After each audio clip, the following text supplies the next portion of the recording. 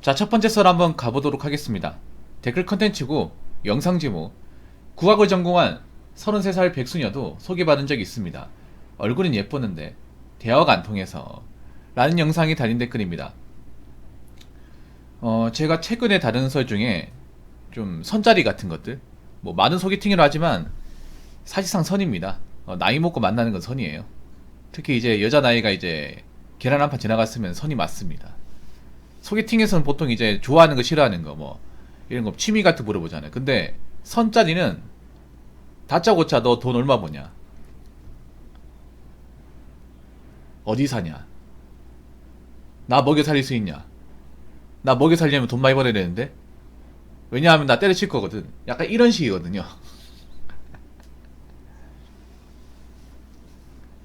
여러분들 뭐 예체능에 대해서는 제가 설명을 드렸어요. 사실 예체능은 좀 이런 말씀 드리면 기분 나쁠지 모르겠지만 밥 빌어먹는 직업으로 유명한 분야예요. 죄송합니다, 예체능 하신 분들한테. 근데 이건 옛날 어른들 하신 말씀이 거의 다 맞아요. 어른들이 뭐 예술 쪽 한다고 하면 때려치우라고 합니다. 대부분 부정적이에요.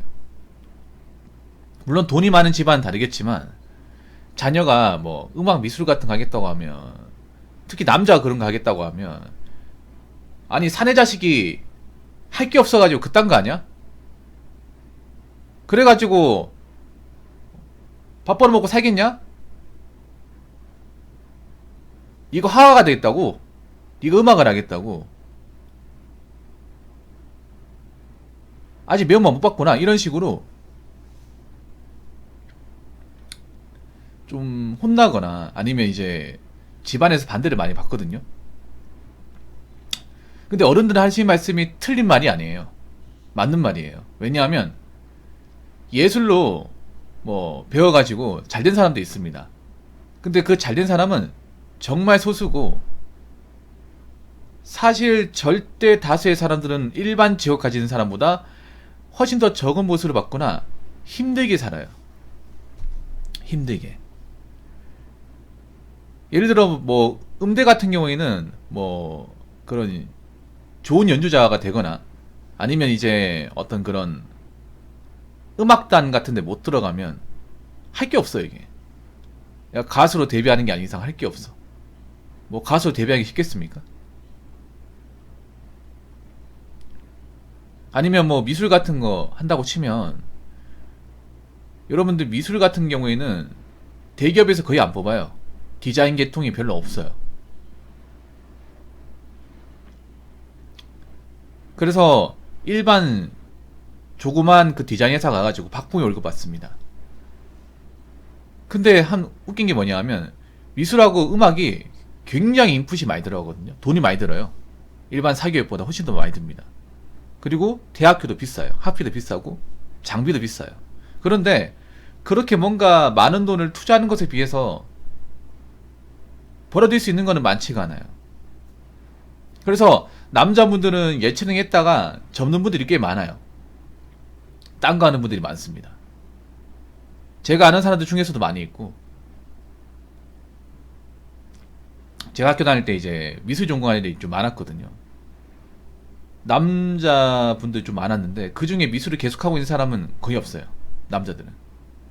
제 방송에 미술하다 때려치운 분들 몇몇 분들 계시거든요. 그것도 이제 뭐 어설픈 뭐 지방대 미래가 아니라 인서울권의 미래를 나왔는데, 미술하고 전혀 다른 걸 아세요. 다른 거래. 재능이 없는 게 아닌데. 이 미술 바닥에서 왜 살아남기 힘드냐면, 일단은 돈이 있어야 돼. 돈이. 예, 돈이 있어야 돼. 돈이 많이 들어가요. 그리고 뭐 인맥 같은 거 형성하려면 그것도 돈이 들어요. 또 이런 예술 바닥이 좁거든요. 좁다 보니까 선후배 관계가 굉장히 까다로워요. 그래서 돈과 백이 없으면 힘듭니다. 거기다가 지금 여기 나온 국악이라고 있잖아요. 국악. 국악은 정말 좁아요. 여러분 예술하는 사람들 중에 국악하는 사람 봤어요? 난 아직 한 명도 본 적이 없거든요. 애초에 국악을 배울 수 있는 것도 많지 않을 뿐더러 국악을 가지고 뭐 직업이나 아니면 뭔가 성공한 사례를 보는 것도 힘들어요. 그리고 돈이 제일 많이 듭니다. 일반 현악기 있잖아요. 현악기, 타악기 배우는 것보다 돈이 더 많이 들어요. 아무래도 배울 수 있는 것이 별로 없다 보니까. 그래서 만약에 뭐 남자분들은 국악을 배우는 분들이 거의 없어. 대부분 국악은 여자예요. 그래서 국악 배웠다고 하면 대부분 여자입니다. 그리고 여자가 국악을 배웠다고 치면 집이 꽤나 잘 사는 겁니다. 엄청 잘 사는 겁니다. 왜냐하면 이건 보통 집안도 힘들어요. 보통 집안도. 근데 이제 여기 나온 대로 국악을 전공했는데 이제 34살 백수녀라고 했잖아요. 백수녀. 왜 결혼시장 나왔는지는 알 것 같아. 이 국악을 전공했지만 이 국악을 살려서 직업으로 먹고 살기는 힘드니까. 근데 좀 아깝다 맞죠? 그동안 국악을 배운다고 뭐 예고도 나왔을 테고, 그리고 그 음대도 나왔을 테고, 국악 이제 관련 학과 나왔을 테고, 그리고 레슨도 엄청나게 많이 받았을 테고, 그리고 보통 이제 이런 국악이나 음악 하시는 분들 옷도 비싸고 있거든요, 여러분. 일반 대학생들이 있는 그 캐주얼 차림 있는 게 아니라 백화점 옷을 입어요. 백화점 옷. 아니 한복도 굉장히 비싼 거 있겠지. 한복 여러분 좀 비싸요, 여러분. 일반 옷보다. 그러니까 돈이 얼마나 많이 들어가겠어요, 여러분. 그런데 이제 졸업해가지고 이제 좀 먹고 살기 막막하다 보니까 이제 취직을 해야겠다 싶어가지고 오시는 것 같아. 근데 쉽지 않죠.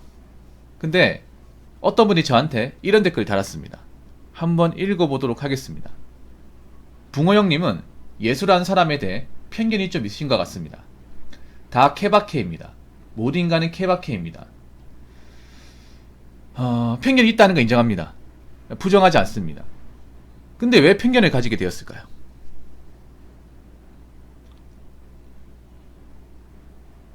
편견을 가질 수 없는 분이 아닙니까? 예술이라고 치면. 왜냐?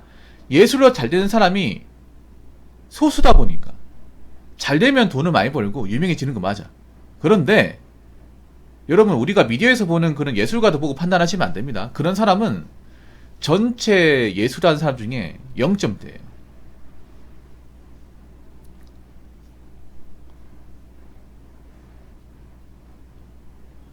제가 왜 편견을 가지게 되었을까요? 저도 예술 좋아했어요. 예전에는.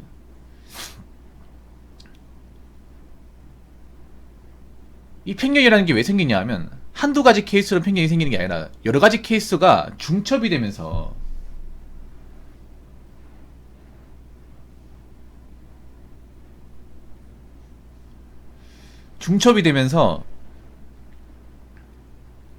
이제 쌓인 겁니다. 데이터가 많이 쌓인 거예요.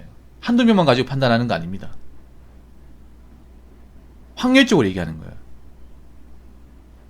객관적으로 보더라도, 확률적으로 보더라도 다른 직업에 비해서 예술을 가지고 좋은 직업을 가지거나 안정적인 보수를 받는 것은 정말 어렵습니다. 정말 어려워요. 그리고 케바케라고 있잖아요. 케바케, 케이스 바이 케이스. 아까 어떤 분이 케바케가 뭐냐 라고 얘기했지만 케바케가 뭐냐 하면 사람마다 다르다는 거예요. 우리말로 치면. 근데 이 말도 주변도로입니다. 주변도로. 주변도로하고 다를 게 뭐가 있어요? 케바케나 주변도로랑.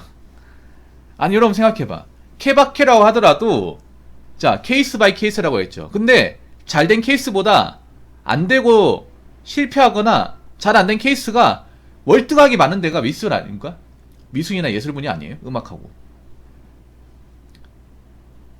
사람마다 다르다고 했는데 예술하는 사람 아무나 10명 갖다 대가지고 그분들 얼마나 버는지 어떻게 사는지 한번 데이터를 뽑아보세요. 과연 케이스 바이 케이스인지. 제가 말하는 거는 예술 아예 뭐 굶어 죽는다 이게 아니라 물론 돈 버는 사람 있겠지. 꿈을 가지고 열정을 가지고 하는 사람 있겠죠. 있는데 확실히 우리가 알고 있는 일반적인 직업군에 비해서 분야도 좁고 보수 같은 것도 얼마 안 되고 그리고 장기적으로 이 일을 하기가 상당히 어렵습니다. 아무리 예술이 뭐 돈 보고 하는 게 아니라고 하지만 나중에 가서 돈 보고 하게 돼 있습니다. 사람도 먹고 살아야 될 거 아닙니까? 아니 뭐 예술하는 사람 뭐 결혼도 하면 안 되고 연애 같은 것도 하면 안 됩니까? 결혼 연애 해야죠. 근데 돈이 필요하잖아. 그리고 예술을 오래 하신 분들 보면 잘된 사람도 있지만 한평생 예술만 바라고 사신 분들 보면 굉장히 힘들게 살아요. 굉장히 집이 잘 사는 게 아닌 이상은 정말 좀 이런 말씀드리면 그렇긴 한데 근근히 먹고 살아. 그래서 보면 예술 오래 하신 분들 중에 뭐 방송에 나온 분들은 잘 되겠지만 일반적으로 우리가 이제 오래 하신 분들 보면 약간 음지에서 활동하거나 아니면 이제 예술만 가지고 이제 소득이 안 나오니까 부업 같은 거 뭐 배달 라이더를 뛴다거나 아니면 뭐 노가다 뛴다거나 대리운전 한다거나 이런 케이스가 생각보다 많아요, 여러분. 왜냐? 내가 한 예술이 본업만 가지고는 못 버티거든요. 저축도 안 되고.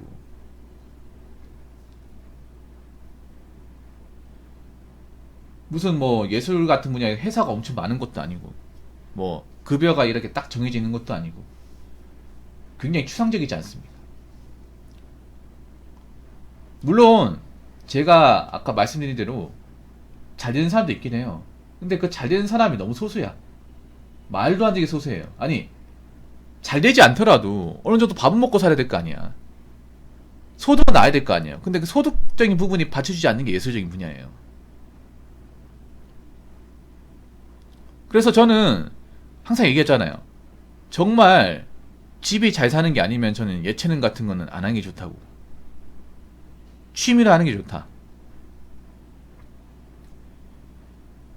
왜냐하면 제가 아는 케이스 중에 예술해가지고 잘된 케이스는 사실 없어요. 일반 사람들 중에.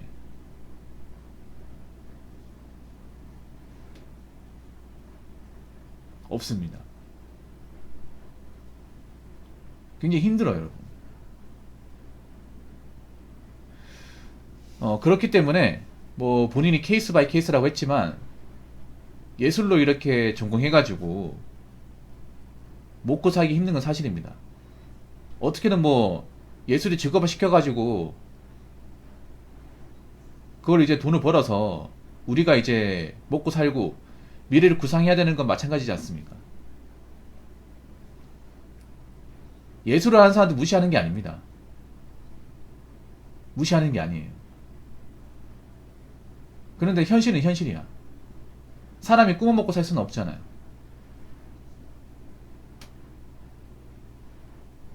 그리고 예술 하시는 분들이 좀 그런 게 있어. 보통 사람들 사고랑 많이 달라요. 굉장히 뭔가 좀 감성적이고, 아무리 예술을 하다 보니 감성적이고, 현실적인 어떤 그런 좀 메타인지가 상당히 부족해요. 이건 남자들도 마찬가지인데 여자들이 좀 심하긴 하거든요. 그러다 보니까 아마 이런 얘기 하시는 것 같아. 아무리 예술이 좋아도 현실은 현실이야. 예술이 현실을 이길 수는 없어요. 아무리 예술 뭐 음악 미술이 좋아도 밥 굶고 보금자리도 없는데 할 수는 없잖아요. 아무튼 제가 봤을 때는 예술은 배고픈 직업이 맞습니다. 자, 이상으로 첫 번째 썰 마치도록 하겠습니다.